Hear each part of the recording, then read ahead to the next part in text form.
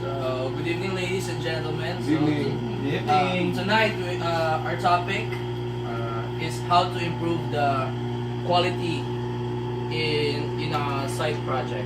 So, first, materials testing.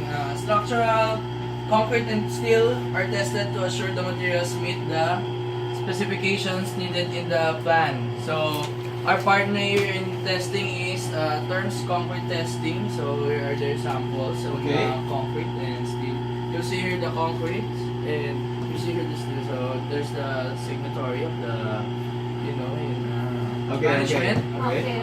So, after that, if they, here is for our QA and QC, this is needed to be signed. So, this is a non-compliance notice. So, non-conformance can be detected by consultant, QA or QC engineer, and project or site engineer. But if it's found to by QA or QC engineer, an internal conformance notice shall be issued. That shall be resolved internally. Okay, so we will file this one, and that's a non-compliance notice. Okay. The daily manpower report. These reports are used to track the daily summary of manpower of different fields assigned in the job site. It is helpful in order to estimate how much manpower is necessary for the same activity for the following days. It includes the number of staff members, workers, rescue, subcontractors, trade con, and security present the particular day of work. So here's the example of daily manpower report. Documentation is a framework on which a claim is built. Without it, there is no contemporaneous evidence to prove a claim, and thus little chance of a fair outcome. Project documents kept on a contemporaneous basis provide a permanent record which allows a detailed reconstruction, review, and analysis of events and actions of the project. This can also be used as the basis of the updated schedule of the project. For example, contractors must keep a record of the gross amount of each payment invoiced by subcontractors, including VAT and any deductions made from subcontractors' payments. So, measuring work accomplishments. Work accomplishments is very important in evaluating the progress of a project.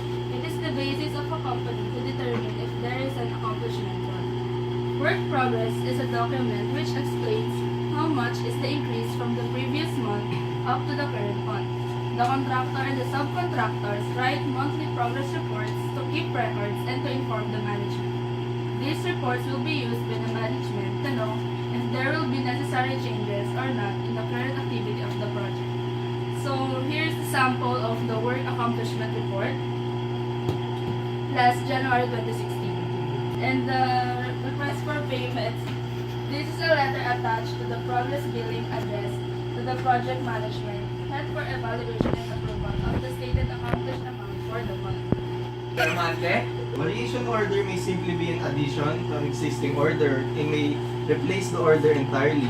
Other variations may include alterations to design, alteration to quantity, modification in sequencing of work, quality alterations, and working condition alterations.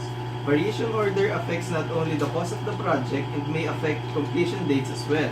It could have positive or negative time or cost impact. In very rare cases, it might have neither cost nor impact costs. So these are the process for variation order. First, you study the documents that will be varied. Then you will wait for the confirmation of the client, and then the engineers will edit the existing orders. So here's an example of problems encountered: falling debris, malfunction of the tower crane, and waste management implementation. How about you, Mr. Brisedo? What can you say? What can you say? There's many problems. So moving to the S-curve, according to the personnel who manages the S-curve aims to represent the utilization of resources based on the proposed time of the project. The curvature illustrates the comparison of actual time and expenditure components versus the proposed time and cost allocations of specific resources. It is used as a tracking tool to monitor the growth of the project. The data that has been encoded and plotted in graph form will represent the team's efficiency in accordance with the time and budget limitations. So this is our S-curve. This is as of June 30, 2016. Our plan is supposedly 77.97%. but actual is 48.34% only were delayed 262 days. Okay. Now I will explain to you the forms that are used to check compliance to quality requirements. First, we have the site instruction. A site instruction is an order given by the engineer or his representatives delegated to the contractor for the execution of works, purchase of goods, testing materials, design issues, etc. Here is an example of the site instruction. The next, we have the concrete pouring request. This form will use to request pouring concrete. It shall be sent to the engineer or consultant 1 day or 24 hours before the time of pouring. The next, we have the request for information. It is a standard business process whose purpose is to collect written information about the capabilities of various suppliers. Normally, it follows a format that can be used for comparative purposes.